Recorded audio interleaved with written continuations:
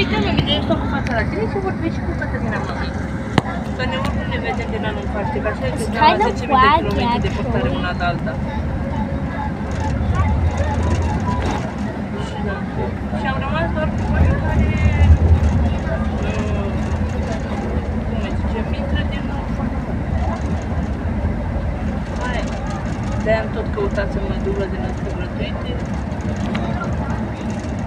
După aia mă gândesc serios la asta cu banii, să-i fac toată luna iulie, în august în pauză. Să-i faci pauză? Is this the sun? Păi nu e, că din are mai mult de 50-60. This is actually the sun. Și se mi-ajungă o perioadă. Mergeam la asociația... Look at these clouds in the background. Și am făcut... Never mind. Oh! Teoria minții. Și acolo am recuperat mult cu Nicolas. Okay, let me just turn off the sun. There we go. Da. Și să-i ajute și pe ea. Să-i ajute și pe ea, da. Uite, nu mai țin minte, uite. Look at this view. Mai ziceau de roda asta și ziceau că o fund. Țineți seama cu prunul. Da. Ce trebuia să mai merg? Trebuia să mai merg la Curup, că era doar 100 de lei la Curup, știi?